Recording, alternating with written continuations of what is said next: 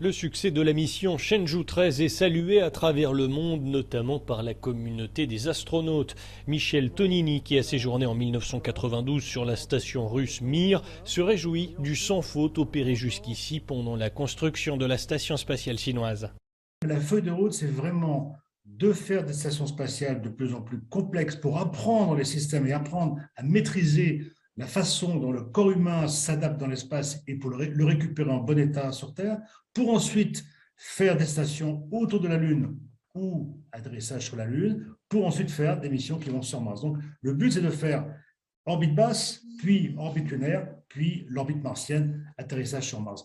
Je dois saluer au passage la force des Chinois, dans le sens où ils ont regardé un petit peu ce que faisaient les Américains et les Russes, et ils ont fait un programme pour l'instant sans faute parce qu'il n'y a plus d'accident. Vous savez, dans les vols habités, la vraie réussite, c'est la réussite d'envoyer des humains dans l'espace et de les ramener sains et saufs. Et donc, il y a eu des accidents chez les Russes et chez les Américains, mais les Chinois ont bien calculé leur système pour que ça fonctionne bien avec toute sécurité. Les astronautes européens pourraient un jour avoir accès à la CSS.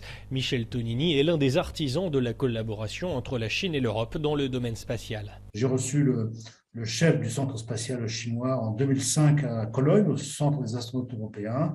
Et c'est à partir de ce moment-là qu'on a initié une coopération entre la Chine et l'Agence spatiale européenne. Donc, nous avons des astronautes européens qui vont s'entraîner dans le centre spatial chinois au nord de Pékin régulièrement. Et nous avons des taïkonautes qui viennent s'entraîner chez nous aussi. Donc, on a une bonne coopération au niveau de l'entraînement qui est fructueuse, je dirais. Et j'espère qu'un jour, on aura une invitation pour aller voler dans l'espace avec la station spatiale chinoise. Selon un autre astronaute français, Patrick Baudry, parti dans l'espace en 1985, la construction de la CSS est un pas de plus bienvenu vers les planètes qui nous entourent. Les Shenzhou 13 disons, assemblé deux modules principaux de part et d'autre du corps principal de la station chinoise. Celle-ci doit être achevée à la fin de l'année 2022. Donc, ils auront en 2 ans assemblé une station orbitale complète, et ça, en soi, c'est un véritable exploit. Et ensuite, elle pourra donc travailler à pleine efficacité, notamment recevoir à bord des astronautes européens ou russes, bien sûr, puisque l'étape suivante et l'étape que visent les Chinois, c'est de réaliser une station permanente sur la Lune avec les Russes. Donc ça, c'est l'étape suivante.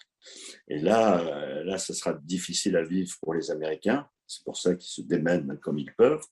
Et pour nous, Européens, c'est toujours sympa, toujours intéressant de voir autant de monde se battre pour réaliser des progrès dans l'espace et de l'homme dans l'espace.